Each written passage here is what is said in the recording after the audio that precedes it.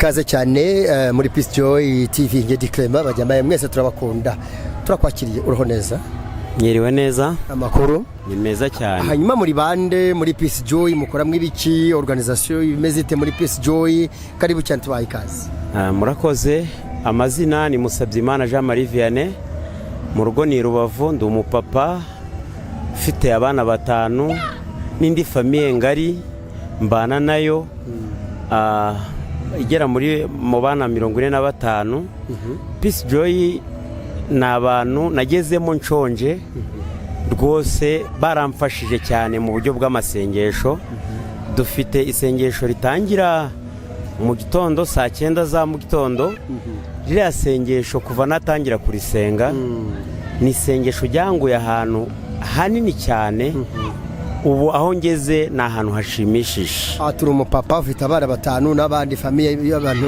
bana 45 gutubwire kuri icyo kintu niki ese nta mudamu ufite mfite umudamu nguriya twazanye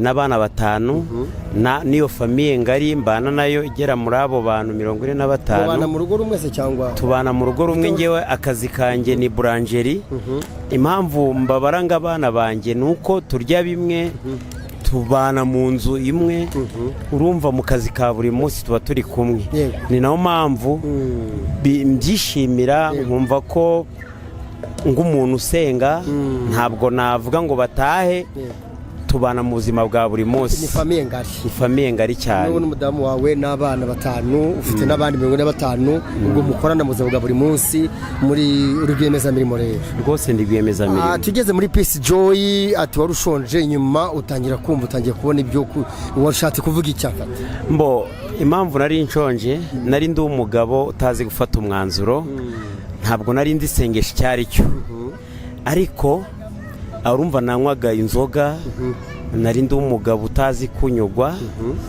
ariko byaramfashije ririya sengesho numvise ubuhamya bw'abari abamama baba muri Amerika baramfasha cyane ndekereza umuntu uba muri Amerika ndavuga nese umuntu niba atinyuka agatanga ubuhamya bwiwe nkanjye uba mu Rwanda ibindimo hari icyo bizangezaho bituma mfata umwanzuro ibyo ndabireka byatumaga Imana itambona ni nayo mpamvu mbyishimira cyane kuko navuye kure izo ngeso zose nta nimwe ngikora singinywa inzoga ndi wa mugabo utatinyuka gutereta umugore w'abandi kandi ibyo byarabaga kubera isengesho utarakizwa utararya ibyo kurya bya Peace Joy ry'ijambo ry'Imana n'ubuhamya wacaga inyuma rwose tuzakuzana mu buhamya bwihariye ibyo ngibyo ndi umugabo ubihamya yego sindinya kubivuga na madamu wanjye hari uri hakurya nuriya tubiziranyeho yego mama nasengaga ariko ntazi gufata umwanzuro yego kubera amafaranga yancukaga bigatuma mpuzagurika ariko aho namariye kumva ubuhamya bw'abariya abantu navuye ku rwego rwo kuba ibyo byose narabiretse nemera Yesu ko agomba kunyobora izo ngeso zose zandangaga nazivuyeho ubu ndi umugabo uhamya Yesu n'ubu kuba navuye i Rubavu nje hano ntabwo nta yindi business najemo ni ugusenga no guhamya Yesu kuko yanguye kure ndabashaka kwikura tibakunze murabyumva ko muri Peace Joy umuvandimwe ati harika tugiye kwitwa nde Musabyimana Jean Marie Vianney muri groupe ngari team ngari ya Peace Joy ushinzwe mwibiki ukora mwibiki musengana mu mufatanya urumva kubera Imana nta kizere nagiraga ariko byatumije Peace Joy ubu ndi umubitsi wayo biriya 600 aduha abantu babiri ayo mafaranga yose ni nge wanyuraho kandi ngayabaha neza nta kibazo mfitanye nabo yewe niyo yanabura mba nzi neza ko Yesu yangiriye neza mu kazi kanjye ntabwo yaburamo iyo wemereye Yesu ibyari inyatsi ibyari karande ibyari ibintu byatumaga amafaranga agenda mu buryo butemewe ibyo byose birahagarara izina ry'Imana rigahabwa icyubahiro mugira 600 mugenera abantu babiri gute bita ni gute ni ukuvuga ngo turi abantu 20 duhemba buri wese abahemba ibihumbi 30, ibihumbi 35 bya buri kwezi, 5 bisigara mu kigega, 30 tukayahereza umuntu. Ayo mafaranga rero ni ukuvuga ngo bya bihumbi 600 niyo dufata tukayagabira abantu 2 ba buri kwezi. Ni ikigega kirangira rimwe mu mwaka, ubundi tukazongera tugatangira. Bakoze cyane. Muri Peace Joy urumva umubitsi, ibyiza byabyo urugendo bivuga. Hanyuma abantu benshi musengana mubona ubuhamya bwabo bugaruka ku biki? Ubuhamya ngewe nibwo naringize umugisha wo guhura na bamwe bangiriye icyizere, banshinga icyo kigega batanzi, ariko ubuhamya bwabo iyo mbumva kuri telefone, dusenga ririya sengesho rya mu gitondo saa 9 rya buri munsi, iyo numvise ubuhamya bwabo ni nabwo bwanyubatse butuma ngira bimwe mvaho, ngaba ndi umugabo wihamiriza Yesu gusa, nta bindi bintu binjagatisha, nshingiye ku bamama bavuye mu Rwanda baba muri Amerika, iyo bari kuvuga ubuhamya nanjye kuba ndi Gisenyi meze nguri muri Amerika, kuko hari byinshi nakoraga ndagikora. Yesu rero yampumuye amaso, amafaranga yanjye nta kindagwaho, ni uguhamya Yesu, ubundi akazi kanjye kakagenda neza, nubwo ubu mba naje inaha, ariko mba nzi neza ko Yesu yasigaye mu kazi kanjye. Mbese tuzagusure nyuma yo kwinjira muri Peace Joy International Ministries, nuko musenga warahindutse ku buryo n'umutungo ubu ngubu uri ahantu hamwe. Ndi umugabo ubivuga nta soni bintera, munsuye buno ngize icyo mvuga navuga biki? Tuzagusure noneho mwaba mugize neza kuko mfite ubuhamya burebure kwibi bintu by'Imana. Urumva hagati aho ngaho nakoranye n'imyuka mibi, reka bari ko mbyita. Burya iyo umuntu ari gukora icyaha aba afite indi myuka mibi imukontorora. Ibyo byose rero natandukanye nabo kubera buriya buhamya. Ubundi umugabo usenga, ibikorwa byanjye ubigezemo birivugira, nta soni bintera rwose. Nge uwo nahageze wavuga ko uyu mugabo akorana na Yesu, ukabona ko hari aho nateye intambwe ndende cyane rwose. Tuzagusura. Hanyuma kuri uyu mwanya aba baguhinduye batanze ubuhamya bugatuma unahinduka ni bande? Harimo Pastor Solange uba muri Arizona, urumva ni n'uwi wacu. Pastor Solange? Yes. Revera Solange. Okay. Ngimwumva kubera ko nari namuziho gatoya, nshingiye aho yavuye naho Imana imugejeje, natekereje ko nanjye byanze bikunze Imana senga ndamutse nyisenze ko natera intambwe ngazagera nahageze. Niwe muntu nigiyeho ndavuga ni kabisa, nshingiye ku buhamya bw'uyu muntu. Yarabutanze ubuhamya kuri telefone turi gusenga, bitamvuga ngo byanze bikunze iri sengesho ngiye kurigira ijyanjye. Ni ikiganiro yavugaga ko icyaha kizana ubukene, icyaha ko kidindiza. Nanjye nahise ntandukanye n'ibyaha guhera uwo munsi, negera Yesu ambera umwami n'umukiza w'ubugingo bwanjye. Ubu ndi umugabo uturije muri Yesu kandi nta kibazo mfite rwose. Koze cyane umuvandimwe rero ati Revera Solange ati wamubereye urugero rwiza umuvandimwe, aho yakoraga ibintu byo guca inyuma, ibyaha by'inzoga n'ibiki byose, umutungo wabustatanya, ariko ubu ngubu awubumbira hamwe. Ati yiteje imbere no mu rwego rumwe ku rundi, mu rwego bw'umwuka arasa neza no mu rwego bw'umubiri arasa neza. Ati tuzagusura. Kugeza ubu ngubu niwe butumwa waha abantu benshi badukurikiye muri aka kanya mu rwego rwo kwagura ubwaguke bw'ivuga butumwa nawe ryagukozeho? Ngewe message naha umuntu wese wanyumva, igihe cyose ukiri umunyabyaha nta terambere wagira. Ibyo utekereza byose donc uba umeze nk'umuntu ukorana na Satani. Satani atanga byinshi ariko bikamara igihe gito. Iyi Mana yo yiguhaye duke utubana igihe kinini cyane. Ni nayo mpamvu uwanyumva wese akiri umunyabyaha yatandukana nabyo akegera Yesu. muri iyi minsi hari abantu bari kwiga kuvuga Yesu ariko mu mitima yabo batamuhamya uko bikwiye, ari abanyabyaha. njyewe mfite ubuhamya burebure, nabaye umunyedini ku rwego rwo hejuru. iriya dini busanzwe nsengera mu bangirikani. niwo wasengeraga? yego. ariko abangirikani ntabwo ari bo ngurikiza, kuko hari benshi bangushije mu mafuti. nabo nakoranaga nabo ibyo byaha, ubu ngubu nabavuyemo nitangira ubuhamya bwanjye. aho ngeze hose mandanga ubuhamya ko Yesu agira neza igihe cyose umwemereye ukava mu byaha. nguko ijambo ry'Imana ritubwira ngo kubaha Imana nibwo bwenge, kuva mu byaha niko kujijuka.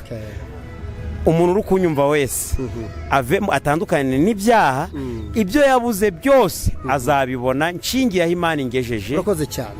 mu iterambere abantu mugenda mufatanya muhana amafaranga, bahagaze gute nako katonoshereho? abantu nshingiye ku buhamya bwa bamwe twahembye bavuze ko biteje imbere. hari umugabo wambwiye ko yaguzemo imashini idoda, ko ameze neza. noneho hari n'undi naganirije ambwira rwose ko amafaranga ya Peace Joy ko aba arimo ishaba, ko ukuyafata imigisha, kubera ko aba yaturutse mu biganza by'abakozi b'Imana, by'abantu basenga Imana, ko uyafasheho wese yabyaza umusaruro katamupfira ubusa. turi kumwe namwe, twishimiye kukwakira, tuzagusura. ni ukuri ni karibi wacu Rubavu. hari byinshi ndavuze kubera umwanya mutoya. i Rubavu Mahoko. ndi umugabo uzwi muri karitsiye, ndi n'umuyobozi mu rwego rwa leta, mbagarariye abikorera mu murenge wacu. ndi PSF. murenge witwa gute? murenge wa Nyundo. akagari ni nani Nyundo. ni njyewe uhagarariye abikorera. kubera ubuhamya bwanjye ndi umugabo mbese hari Peace Joy kwibamo byaraguhinduye biguteza izindi ntambwe cyane, kandi nshingiye nyimazemo igihe gito, ariko aho ingejeje nzaguka. narindi kubwira madamu tugeze, kuko nabaye Kigali, nabaye Imbobo. wowe ku Mbobo se? wabanye n'inzahuke babandi ba Theogene bitabye? oya, nge ni imbere yaho. uri imbere yabo? uri siniya mu Bubobo? wowe nabaye Imbobo. namweretse ahantu nararaga mo Kigali. mbageze nabwiye ni dore hariya narahabaye. ubu rero ndi umugabo ufite ubuhamya bwinshi rwose, bwinshi cyane. ni ukuri ngicyo nagukurikiranaga ukuntu uyobora ibiganiro. ndavana uriya mugabo, Imana izamfashe mbure nawe. none kuba duhuye, nanjye ndagusabye uzaze nguhe ubuhamya bwanjye, kandi ndakeka buzahindura benshi. naho ndi kwigisha hari hose, ndi umuvugabutumwa. aho ndi kugera ngababwira ubuhamya bwanjye buhindura abantu benshi. urakoze cyane, turagushimiye rwose cyane, ariko turishimye. murakoze cyane. ako mpinduka zageze zibaho. Peace Joy imazemo igihe kingana gute? Peace Joy Ministries uyu mwaka menya waba wa kabiri. ariko urumva myaka 2 uratanga ubuhamya bukomeye cyane bwaho wavuye naho ugeze, kandi hashimishije kandi heza cyane rwose. byanatumye wiruganiza ku buryo utanga n'akazi. urumva aho hantu Boulangerie ni yanjye, ni nge uyikoresha, nduranye nayo. mbese ubuhamya nabo bakozi ni ubahemba, nge ubahemba, ndi bosi wabo. ni ahantu hanini cyane. madamu niba wawe n'inzamutegure zaduha ubuhamya nawe ukuntu yakiraga yamyifatira. we andengeje ubuhamya ni ukuri kw'Imana, ukuntu yansengeraga mvuye mu ibyo bibazo. turi kumureba nubwo tamusabye uburenganzira bwo tumukamere, ariko turabona n'ubundi yishimye ku by'uruguhamya rwose. we afite bwinshi cyane, nge ni buke. urakoze cyane, tubashimire cyane. twaganira n'umuvandimwe ati muri Peace Joy International Ministries, ati narahindutse, navuye mu byaha, none umutungo waramaze kwaguka, mfite abakozi benshi. ati nibyo tumaze kugeraho muri Peace Joy, baragenda batanga ubuhamya ko bamaze kugera kuri byinshi. turagushimiye cyane ku kiganiro cyiza. ati kubonana nanjye wumvaga ubifitiye amatsiko, kubera iki wankunze ngewe? uri umugabo utegura ibiganiro. hari ibiganiro nshingiye ku kiganiro narebye ejo bundi kuri YouTube.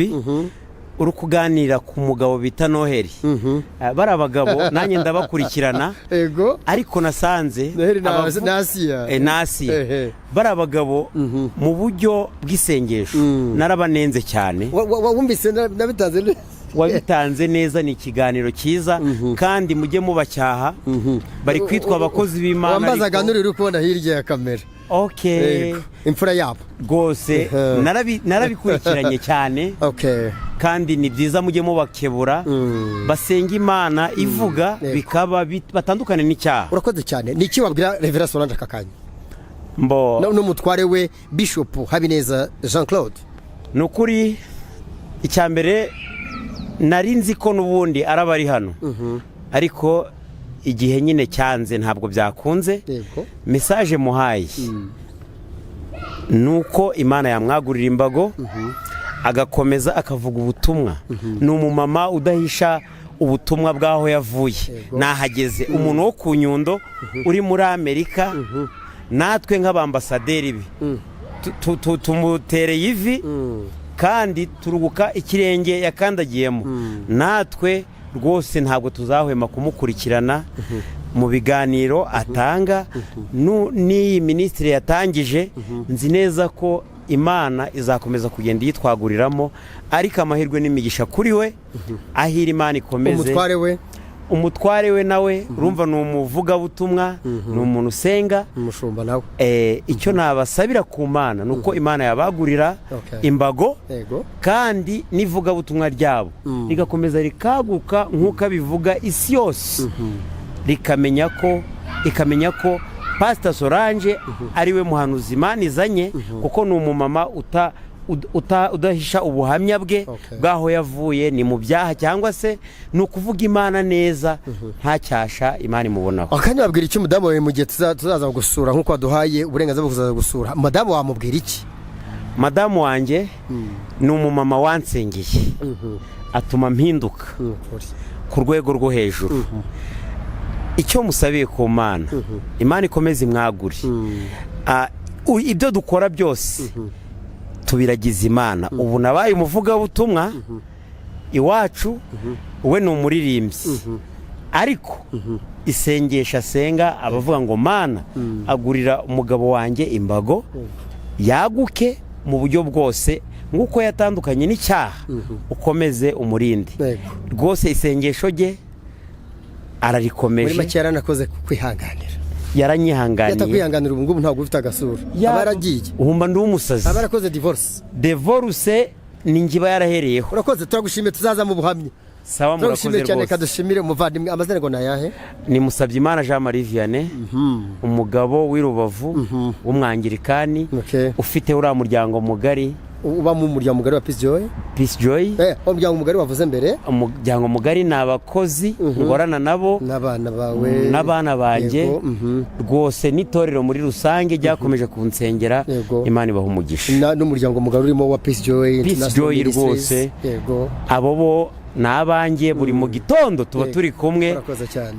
Isengesho ry'umunsi nibo bari impereza kuri Google Meet. Turagushimiye. Kuri Google Meet turabashimiye cyane. Rero twaganiraga n'umuvandimwe, nanjye mbashimire ndi Clement Bagembahe, atubwiye ko tuzajya kumusaba ubuhamya iwe mu rugo na madamu we n'uburyo yagutse. Tuzagusura nk'uko waduhaye audience yaraka, tuzahagera amahoko. Nukuri ni karibu kandi ni ubuhamya burebure. Burangire bwo tuzatahana amadayi hanze y'imigati. Imikati muzayitahana ndaranguza. Buri kimwe cyose muzambabarira, ahubwo nzi ko mutambeshya kandi muri abakozi b'Imana. Tuzaza. Urakoze cyane. Reka mbashimire nawe tumushimire, wakoze cyane kuduha ikiganiro. Turagushimiye. Sawa, murakoze. Kaza cyane, nanjye mbashimire cyane, nawe tumushimire. Mukomeze munogerwa na gahunda tugenda tubagezaho, aduha buhamya bukomeye, kandi nanjye mbashimire cyane ko mudahwema kubana natwe. Ibihe byiza cyane kuri Peace Joy TV. Nanjye ndahari fura yabo. Merci beaucoup. N'abandi mwese mukomeze mugubwe neza cyane, turabakunda. Ciao ciao.